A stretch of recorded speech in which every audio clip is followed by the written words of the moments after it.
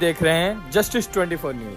Ward क्रमांक 36 से मनसे के प्रशांत महाडिक ने दाखिल किया नामांकन। मुंबई बीएमसी चुनाव को लेकर राजनीतिक हलचल तेज होती जा रही है और इसी कड़ी में वार्ड क्रमांक 36 से महाराष्ट्र नवनिर्माण सेना और शिवसेना यूबीटी गठबंधन के अधिकृत उम्मीदवार प्रशांत महाडिक ने मनपा चुनाव के लिए अपना नामांकन पत्र दाखिल किया। नामांकन से पहले कुरार क्षेत्र में एक पद यात्रा निकाली गई जो निर्वाचन कार्यालय तक पहुंची। इस पद यात्रा में भारी संख्या में कार्यकर्ता शामिल हुए जिससे माहौल पूरी तरह चुनावी रंग में नजर आया। पद यात्रा के दौरान मनसे और शिवसेना यूबीटी के जिला और वार्ड स्तर के पदाधिकारी और कार्यकर्ता मौजूद रहे। इनके साथ ही स्थानीय नागरिकों की भी अच्छी खासी भागीदारी देखने को मिली। बता दें कि प्रशांत महाडिक शुरुआत से ही मनसे के साथ जुड़े हुए हैं और पार्टी के गठन के समय से लगातार जमीनी स्तर पर काम करते आ रहे हैं। संगठन के प्रति उनकी निष्ठा और वर्षों की मेहनत को अब पार्टी के सर्वोच्च नेतृत्व ने भी पहचाना है और उन्हें एक बड़े मंच पर चुनाव लड़ने का अवसर दिया है। प्रशांत महाडिक का कहना है कि वे किसी पद या पहचान के लिए नहीं बल्कि हमेशा से लोगों के लिए काम करते आए हैं और आगे भी जनता की समस्याओं को जैसा कि मैं बताना चाहता हूँ कि महानगर पालिका का चुनाव का बिगुल बज चुका था। अब देखो आज लास्ट दिन था, वो भी अभी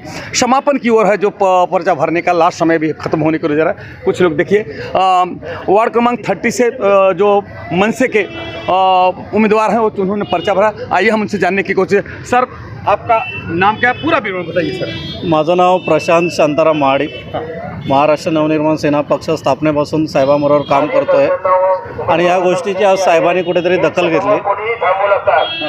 सर कितने वर्षों से आप मनसे का काय करता? असं राजकारणात पूर्वीपासूनच आहे, परंतु महाराष्ट्र नवनिर्माण सेनेचा पक्ष स्थापन झाल्यापासून आपण पक्षाबरोबर साहेबांच्या खांद्याला खांदा लावून आपण काम करतोय, प्रामाणिकपणे काम करतोय आणि त्याची दखल आज साहेबांनी ज्या पद्धतीने घेतली।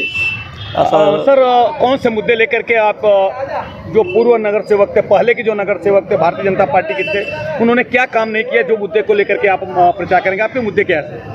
असं बघायला गेलं तर मुंबईत कामं बाकी आहेत। जे लोकांच्या अपेक्षा आहेत, कॉर्पोरेटर आपण ज्या पद्धतीने निवडून देतो नगरसेवक म्हणून, आज नगरसेवकांना मला वाटतं इथे फॉर्म भरताना जी पुस्तकावली दिली जाते, ज्यात नियमावली आहे काय कामं करायची आहेत, ही एकदा त्यांनी वाचली पाहिजेत।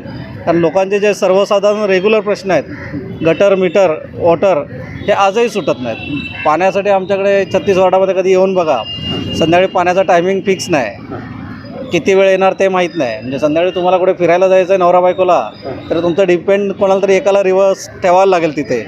हां, कोणतरी बॅकअपला असेल तर जाऊ शकता। पाण्याची अवस्था आहे, रस्त्यांचे अरुंद रस्ते आहेत, SRAचे विषय बरेचसे रखडलेले आहेत। ह्या सगळ्या गोष्टी मार्गी लागल्या पाहिजेत। लोकांना त्यांचं मूलभूत हक्काचं जीवन जगता आलं पाहिजे। पाण्यासाठी मारामार किंवा ह्या गोष्टींसाठी मुंबईसारख्या ठिकाणी मेट्रो सिटीमध्ये आज जिथे तुम्ही वस्तू खरेदी करताय त्यांच्या किमती एवढ्या वाढल्या आहेत आणि एवढं सर्व केल्यानंतर जेव्हा तुम्हाला रिटर्न्स घ्यायच्या वस्तू आहेत, आपण ज्या वस्तूंना खरेदी करतो त्यात आपला टॅक्स पेड होतो आहे। टॅक्स भरल्यानंतर आम्हाला त्या सुविधा भेटल्या पाहिजेत। महानगरपालिकेने आपल्याला कुठला टॅक्स सोडला आहे का? हां, आज टॅक्स भरू नका, उद्या सील पण करतील।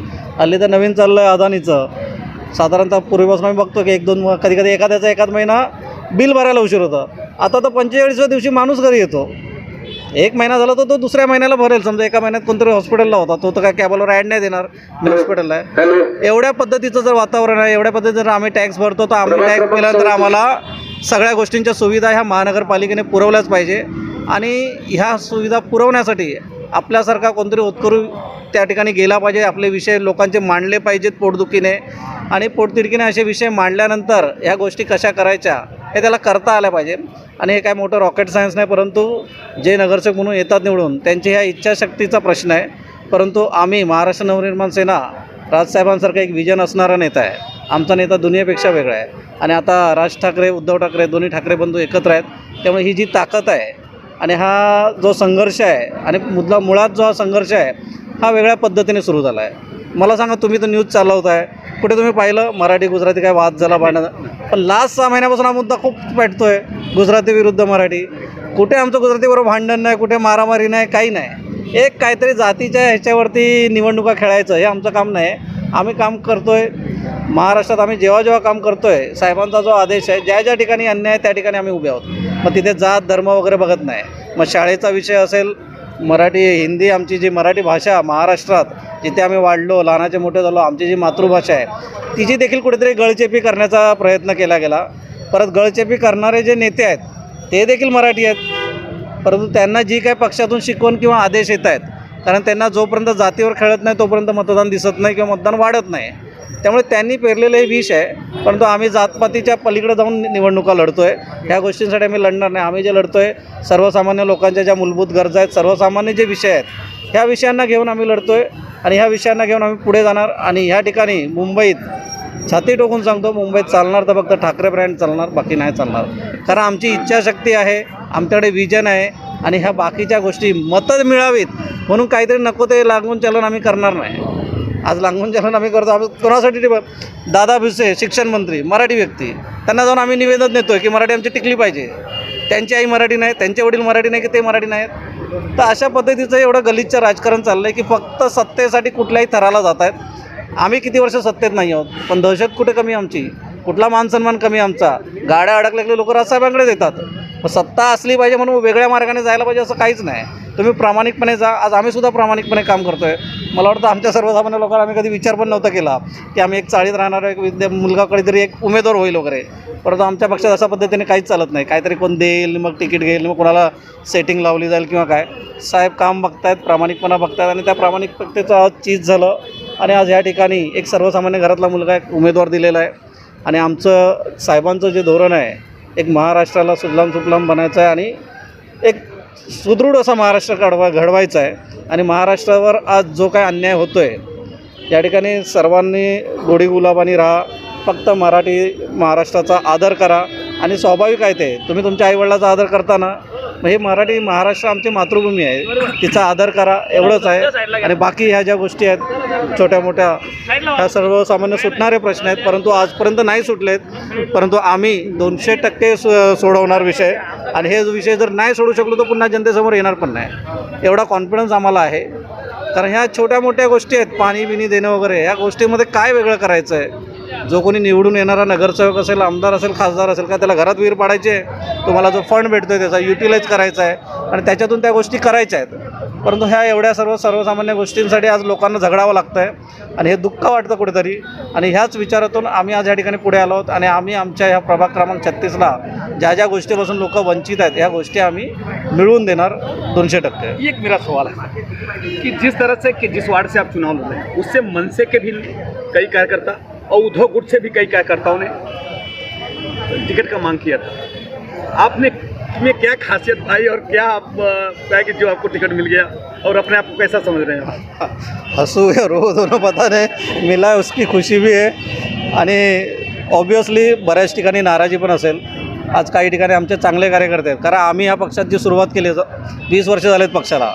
आम्ही सगळे पक्षात आलो तेव्हा साधारणतः 20-21 वर्षाचे होते असेल. आज माझ्या जोडीचे जेवढे शाखाध्यक्ष आहेत 35-36 ह्या रेंजमध्ये आहेत. आणि ह्या वयामध्ये जर उमेदवारी मिळाली तर खरोखर ते करिअर होण्यासारखं आहे. परंतु शेवटी आज आम्ही एकत्र लढलो असतो, ऑब्व्हियसली आमचे जेवढे शाखाध्यक्ष एवढे तर नक्कीच उमेदवार असते किंवा त्याच्यावरचे पदाधिकारी. परंतु आज साहेबांनी महाराष्ट्राचा विचार करून एक युती केलेली आहे की जेणेकरून मराठीवर होणारा अन्याय हा आता थांबला पाहिजे. आणि ह्या महाराष्ट्रासाठी साहेबांनी कितीतरी मतभेद सोडलेले आहेत, बऱ्याचशा गोष्टींना पांघरून घातलं आहे. महाराष्ट्राचं हित बघून आम्ही एकत्र आलो आहोत. आणि एकत्र आल्यानंतर आम्हालाही कळतं एखाद्या वार्डात उमेदवार 7 किंवा 8 इच्छुक असतील, 7 ने 8 उमेदवार होणार नाही, कोणाला तरी एकाला भेटणार. आणि आमची तेवढी अंडरस्टँडिंग आहे दोघांचं. शेवटी ते दोघे भाऊ नाही, आमच्याकडे सुद्धा खालच्या पातळीला दोन्ही पक्षाचे वातावरण हे असंही एकत्रच असतं. आणि असा कोणाकडे द्वेष नाही, काय नाही. आताचं जे विजन आहे आमचं की आम्हाला आमचा महाराष्ट्र टिकवायचा आहे, खास करून ही मुंबई टिकवायची आहे.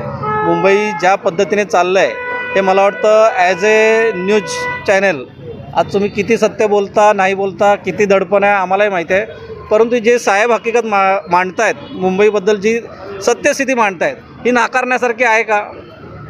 तुम्ही छातीवर हात ठेवून सांगा, ही गोष्ट नाकारण्यासारखी आहे का? आता अदानीलाच का दिला जातो आहे? एअरपोर्ट मुंबईचं शिफ्ट का होतं आहे? अरे मुंबईचं एअरपोर्ट शिफ्ट झालं तर त्या जागेमध्ये कमीत कमी मला वाटतं शिवाजी पार्क किंवा वानखेडेसारखे 5-5, 10-10 स्टेडियम बनतील. अशा ठिकाणी तो अदानी काम करणार. एक सवाल ये है सर कि जिस तरह से आपको मिल गया, आप बहुत खुश हैं, धन्यवाद बोल रहे हैं, मगर जो उद्धव गुट हो और मनसे के हैं, जो लोगों ने मांग किया था उनको ने, कुछ लोगों ने निर्दलीय भी भर दिया है. मैंने इंटरव्यू लिया, मैंने निर्दलीय भर. ऐसे लोगों को क्या आप मनाएंगे कि नहीं? उनको उनके लिए क्या करेंगे? उसके असा काही एवढा मोठा प्रश्न नाही आहे तो. आज लोकांनी उमेदवाराचा फॉर्म भरणे हे एवढं किचकट केलं आहे. आम्ही तो पहिला टर्म आहे आमचा, म्हणून आमच्या काहीतरी क्वेरी निघाल्या. आमच्या समोर माजी नगरसेवक वगैरे फॉर्म भरतायत, प्रत्येकाला 2-2, 4-4 तास लागलेत. आज आमच्या अपोजिट जो आहे कॅन्डिडेट, तर मला वाटतं 3 तास बसले, त्यांनी 4-4 फॉर्म भरलेत. ॲडव्होकेट आहेत, परंतु तरीसुद्धा त्यांना कमीतरी 2-2.5 तास त्यांनी घेतला. ॲडव्होकेट असणाऱ्या व्यक्तीला देखील त्या गोष्टी साधारणतः त्या गोष्टी पाहिल्या आम्ही. बऱ्याचशा किचकट आहेत जे निवडणुकीचा फॉर्म भरण्याच्या गोष्टी ज्या आहेत, आणि एवढ्याशा गोष्टीसाठी ताणणं हे मलाही चुकीचं वाटतं. ते एखादा तुमचा अनुक्रमांक लिहायचा राहिला किंवा चूक झाला ह्याच्याने काय मोठं घडणार माहीत नाही.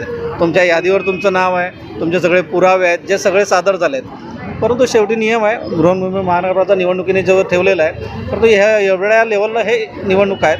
त्यामुळे लोकांनासुद्धा आता ती मानसिकता कळते की काय लेवलला ह्या सगळ्या गोष्टी करायच्या, एवढं सगळं झेलायचं आहे. त्यामुळे कुठल्याही परिस्थितीमध्ये आजच्या तारखेला आपल्याला हा संघर्ष करून विजय मिळवायचाच आहे. या ध्येयाने लोक आपापसातली जे काय भांडणं द्वेष काय असतील असं स्वाभाविक नसतात कोणाचे. राजकीय तुम्ही देखील रोज जाऊन इंटरव्ह्यू घेत असाल, आज कुठेतरी वेगवेगळ्या मंचावरती जाऊन विधानं करत असतील, पुन्हा कुठेतरी एखाद्या कार्यक्रमाला एकत्र दिसतात. तर तो जो काय राजकीय प्रवास करताना जो विषय असतो, आमच्या साहेबांचा आम्हाला अभिमान आहे. भूमिका आज साहेबांचं बऱ्याचशा ठिकाणी चांगले संबंध आहेत. सगळे राजकीय नेते साहेब नाही कोणाच्या बंगल्यावर जात, पण साहेबांच्या बंगल्यावर सगळे येतात, सगळे भेटतात.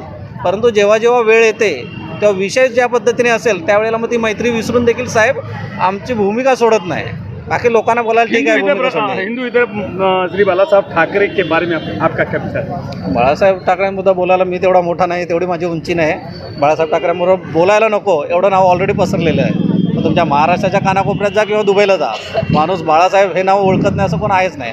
त्यामुळे मी तेवढ्या उंचीचा नाही आहे की बाळासाहेबांवर बोलेल. बाळासाहेब आमच्यासाठी आदर्श आहे, देव आहे, सर्व काही.